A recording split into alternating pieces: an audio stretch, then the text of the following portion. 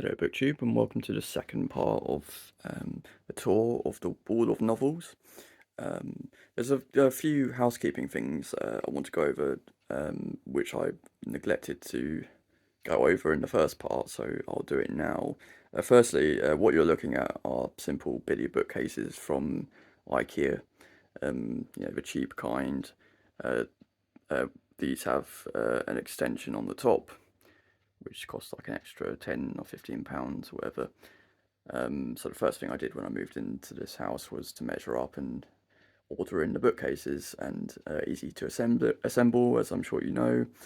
I did have my dad come around afterwards to drill them together and drill them into the wall as well, so I don't have to worry about them collapsing on me, and I can push the books to the front, which looks much nicer and gathers less dust that way as well, I think.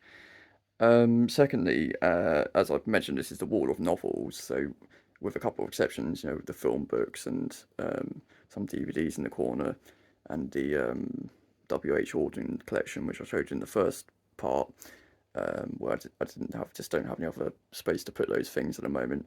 This is all fiction, more or less. So behind me, I've got the wall of non-fiction, which is nowhere near as substantial as this. So I don't know if I'll do a video on that. And upstairs I've got poetry and plays, which I might show you. I've got some interesting stuff there as well. And science fiction used to be in amongst this stuff, but I've relegated that to its own bookcase to make more room for contemporary fiction, if you will. Thirdly, rather, the majority of the books you see here have come from charity shops and used bookshops over the years. One of my favourite things to do is to go shopping in charity shops and used bookshops and get a good bargain and find things that I've never heard of, or find nice editions of things, American editions, just getting good bargains basically. And so obviously some of the books I would have bought new from bookshops, new online or used online, but I'd say a good 3/4 have come from charity shops. And lastly, a lot of you will know this, but just to clarify, yeah, I'm 27 years old. I've been, at least I will be for the next couple of weeks, but I've been reading and buying books since I was about 19 or 20. So a fair amount of time, but a blink of an eye in comparison to some other people on BookTube. I know there are people on here who have, been reading and collecting books their entire lives, and have seen libraries like this come and go 10 times over. So, I'm not doing this to show off in any way. I am proud of my books, of course, but that's another matter. I'm proud when people come over and it's the first thing they notice, of course, and wow, you've got a lot of books, and and they're impressed. But that's not why I'm doing this. I'm just trying to strike a conversation and show you some of my favourites and talk about authors perhaps I haven't had a chance to talk about in the past. Show you some interesting items, and as a record or to create sort of a time capsule for myself as well, because the bookshelf is ever changing. Things come and go. I'll add more shelves later. I might not live here in 10-15 years, so it'd be nice to look back in that time and see what I had and what I didn't have, and what I wanted. So I know I've got a lot to learn, I've got a lot to read, I always will, but I just wanted to clarify that really, so as to why I'm doing this. So with all that aside, let's get into the second part. So we concluded on the first part down here, at the bottom of the second case, so we'll start the second part at the top of the third case. So to the far left is a collection of Stuart Dybek, American short story writer. I haven't read that particular collection. I've read another one called The Coast of Chicago, which is fantastic, and I'd highly recommend. But I need to. That's a sort of selected stories published in Britain, so I need to get around to that. Nice sort of edition of Kafka. This box set is some Spanish novels. I think they are. It's been a while since I've read that sort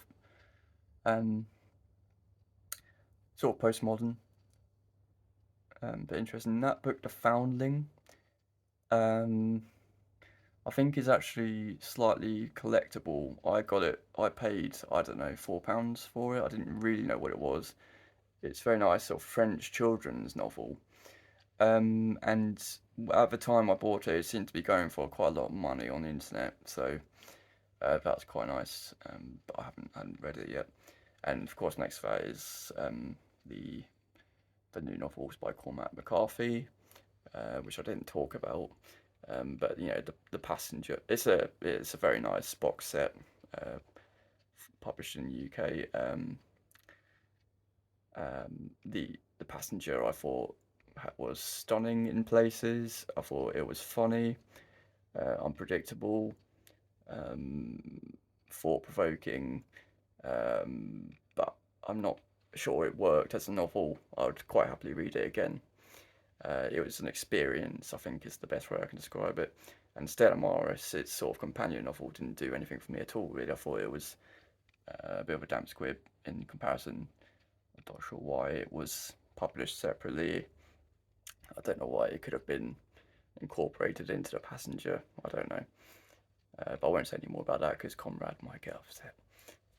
Moving on, we've got Solar Bones, which I would have bought and read over time. I remember Neil Griffiths talking about that years ago. So that's the original edition published by the small press. It was later republished by a larger publisher when it was longlisted for the Booker Prize, but that's a great novel. I've read it a couple of times. We'll start on the left-hand side of the next row. Nothing too exciting going on here. Some Kazuo Ishiguro. That collection by Lars Ayer, is it pronounced? I remember I think I found the first 2 volumes used, but not the third one. And then I found later on the third volume on its own used just by chance, so I haven't read those yet, but I was happy to find them. Here's sort of a portion of my Dennis Johnson collection. Obviously his novels, so there's Jesus' Son, the short story collection, but these, if you don't know, but he's probably my favourite writer. And I'm long overdue for a reread of all of his novels. Maybe not Already Dead, I don't think I want to read that again, but all the others definitely. Tree of Smoke, Train Dreams. The Name of the World I've read a few times actually, so I don't know necessarily need to read that again, but love his stuff. I've got all of his novels, so more will pop up in a moment. I don't have his plays, and I've only got a couple of his poetry collections. So I still need to get those. I need to get around to that really. And his only, as far as I know, his only published essay collection or collection of reportage, as well as a couple of other bits and pieces that have been collected in different volumes. So a book called Why I Write, which collects a bunch of pieces from different writers, including one by Dennis Johnson. Of course, his piece knocks all the others out of the park, and as well as some things I've read online, articles that have never been published, as far as I know. I can't wait for there to be a biography of Dennis Johnson, if there ever will be one, and perhaps some new editions, perhaps even a Library of America edition. I think that'd be fantastic. I'd snap that up right away and use it as an excuse to reread all the books. But yeah, so there'll be more to come on Dennis Johnson in a moment. So coming this way now, some Doris Lessing. An interesting Hungarian novel there, The Melancholy of Resistance. Haven't read that yet. I only got that. Oh, it was a couple of months ago, I suppose. Published by New Directions, or Nude Erections, if you prefer.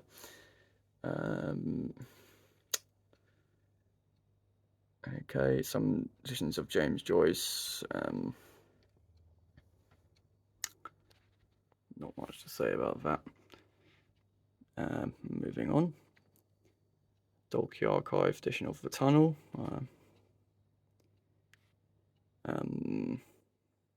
Some more Graham Greene, which we saw on the first part. There's Speak of the Devil, Neil Griffiths' novel, As a God Might Be. A fantastic novel. A few years ago since I read it. Quite happily read that again. Some Joseph Heller editions there.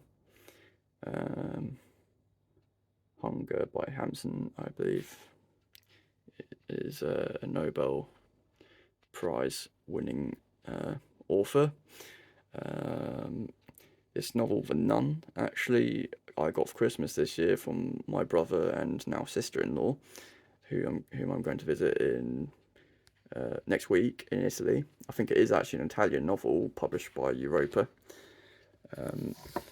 Usually, my family don't get me books for Christmas, but when they do, they're just not anything that I'd be interested in. So I sort of dread people getting me books, but that was right on the money. I'm not sure I'd heard of it before, but it's definitely something I'm interested in reading.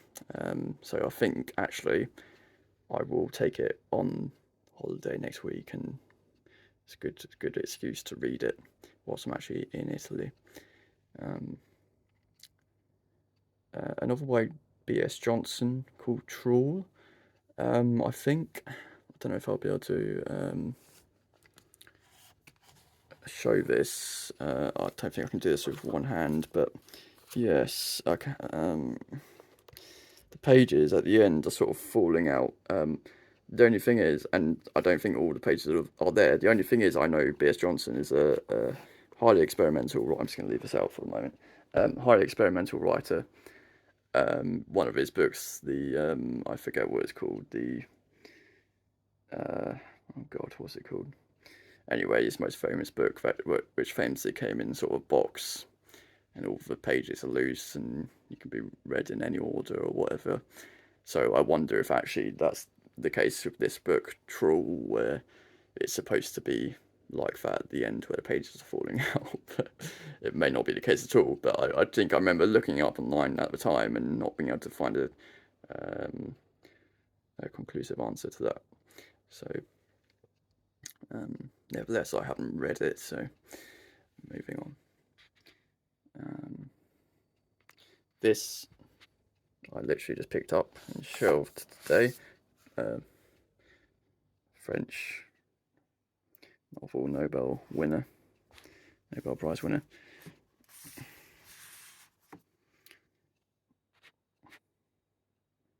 Some Library of America editions, some really nice editions. This on this shelf in particular, actually. All the books are arranged by colour, as you can see. Best way to arrange your books is by colours of the rainbow, because you never know. Sometimes you're in the mood for a red book, sometimes you're in the mood for a blue book or a white book, and or a green book, and it depends on the season, of course, or the weather outside. If the weather is raining, you need to be able to access those books quickly.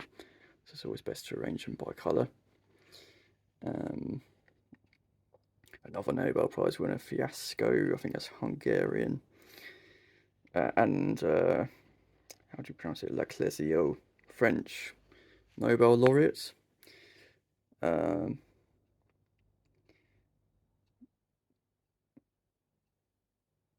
Yan Liang Kai, Chinese novelist who could well win the Nobel Prize at some point. Novel edition of Finnegan's Wake,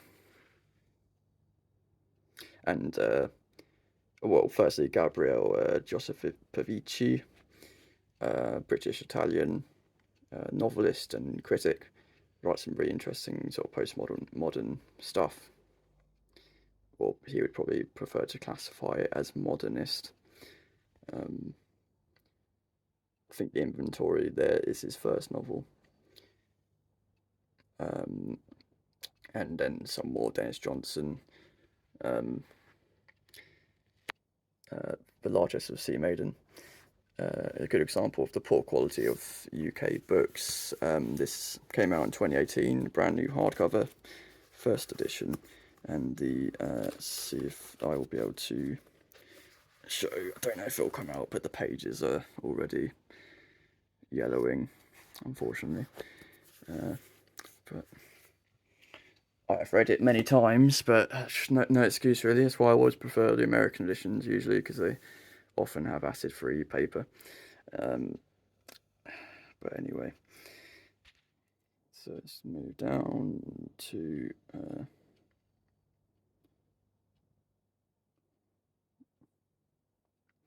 the late great Hilary Mantel. Must get around to reading Wolf Hall, or trying to read it again. My phone's gone in black and white mode because it's past 8 o'clock. It's gone in bedtime mode, so I'm looking at all this in black and white now, which is harder than you would have thought. So let's go down. Bit of a Haruki Murakami collection in the sort of bland vintage editions, but the latest I've read all of these now, I think, apart from the Wind Up Burnt Chronicle, which I bailed on halfway through. I have love-hate relationship with Murakami. Last one I read just late last year, I think it was After Dark at the end there, which I thought was garbage, to be honest.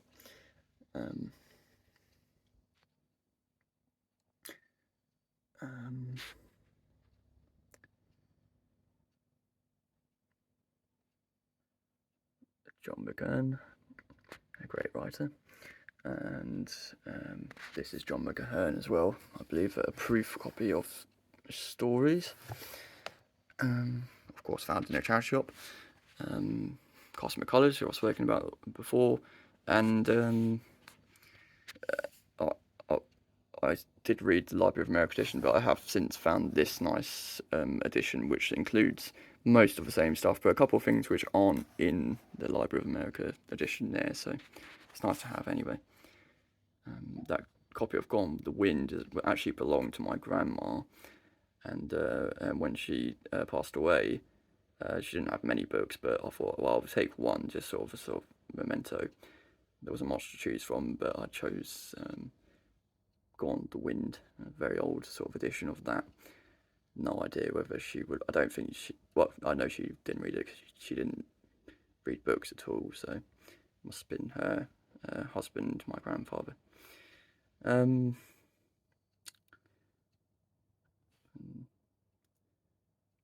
book of there. This is interesting. I'm not really sure what this is, but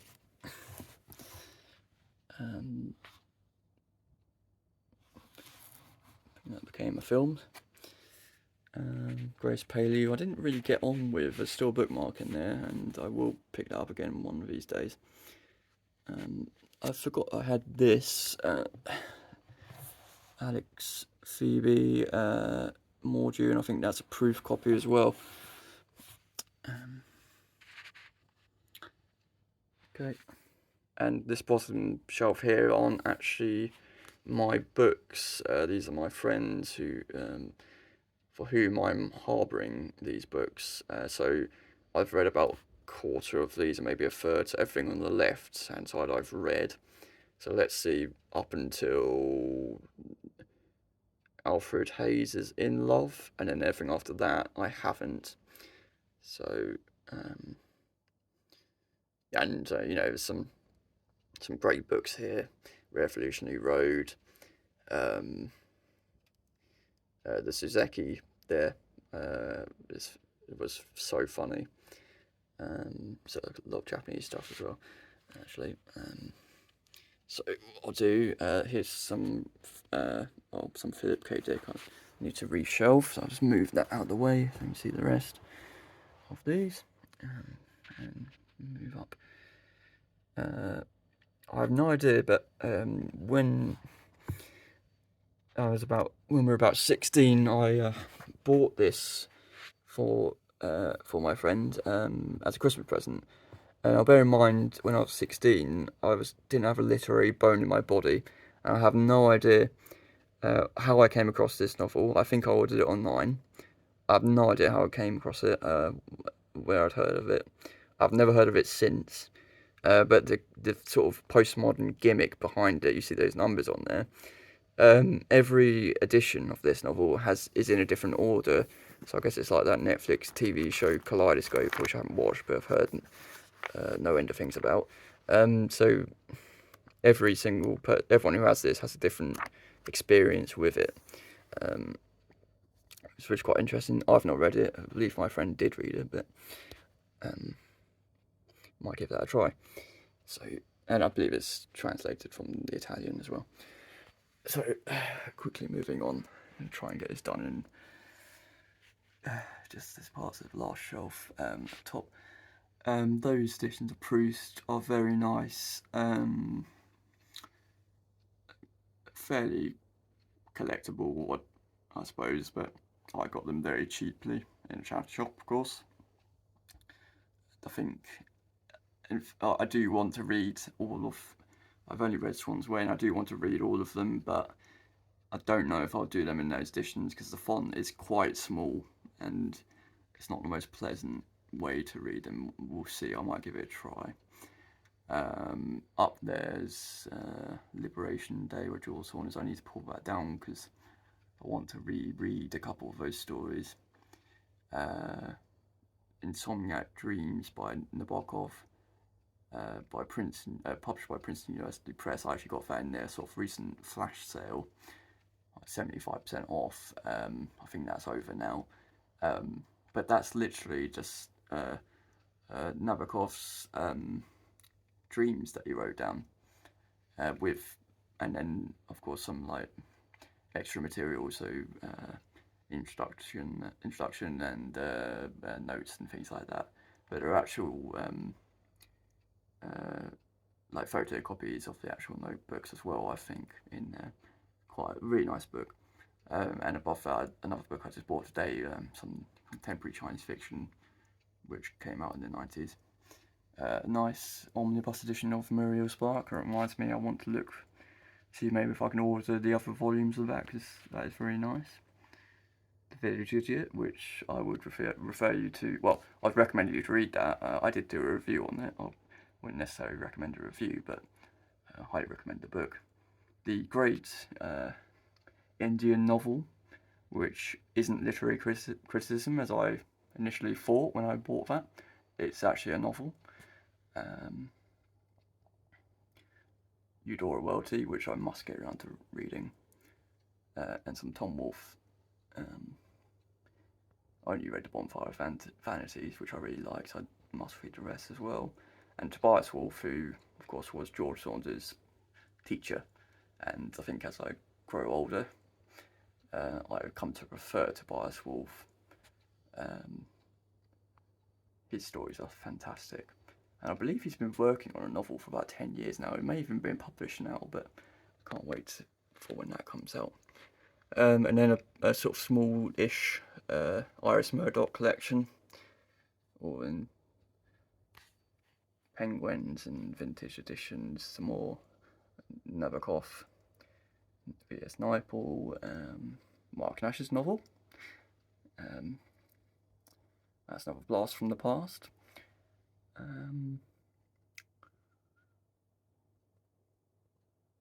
Okay.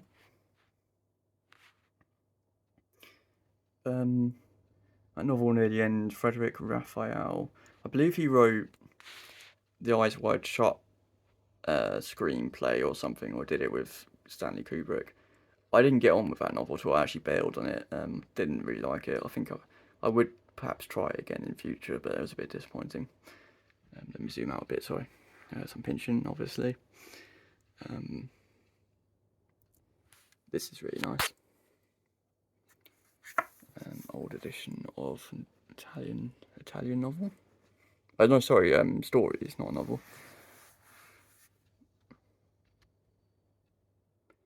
Okay. And some Roth. Still getting into Roth, really. Only read a few of his books. Recently read Everyman, which is atop there. And I thought it was extraordinary. A very short novel, but very powerful, beautifully written, and yeah, I thought, and quite funny as well. So I must get around to reading more Philip Roth. Okay. So try and zoom through the rest. Some James Salter, Lincoln and the Bardo, one of the great novels of our times. Ali Smith and Gertrude Stein, and squash between those two, but it's Dag Solstad, Norwegian writer. Another book I just bought today, the Isaac Singer, another Nobel laureate, of course. Some old editions of Osbert Sitwell. That's actually an autobiography, so that shouldn't really be there. I don't really have room at the moment elsewhere. Some more A. Smith. Just find room to sit down here. Right. Just picked up those Robert Stones recently. It's an author I've never read and need to. I believe it's similar to sort of Dennis Johnson, I suppose, in style, from what I've heard. The Makioka Sisters, rather. A great novel. Not a fan of those editions though. The vintage Japan editions. They're quite nice covers, but very sort of awkward to read almost. Didn't enjoy that experience. But moving on, some more to Tobias Wolff there, and Thomas Wolfe, of course. Not to be confused with Tom Wolfe.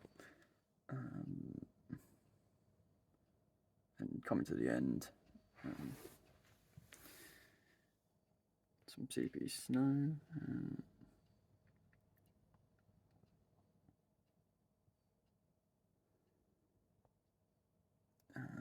Is there anything of note here?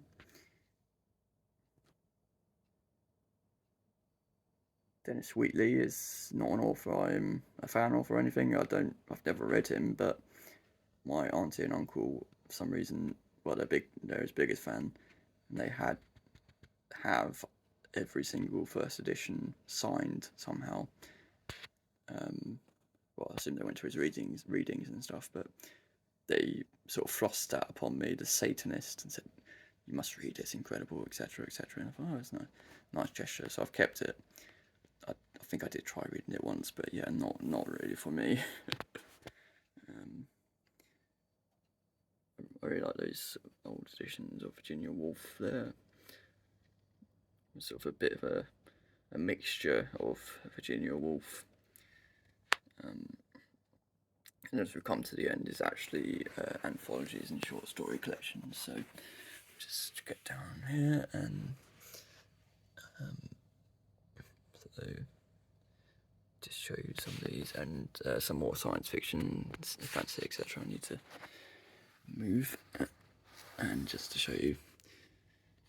I was umming and ahhing about getting that Western collection, which I found in a charity shop, but because I really don't have any interest in Westerns, I thought, do I really need this? But it was so cheap and it's such a nice edition, I couldn't really pass it up. And at the end, the best American short stories of a few volumes of that. I was going through a bit of a short story phase a number of years ago, reading them and writing them, and I was really pleased to find those, and I did read them cover to cover, all of them in fact. There's some real duds in there, but also some great stories, as I'm sure you can expect. So that brings us to 30 minutes almost exactly, which I think is a good place to stop. So thank you for joining me on this tour of the Wall of Novels. Let me know what you think, if there's anything that stands out to you in the comment section, and I'll see you next time. Cheers.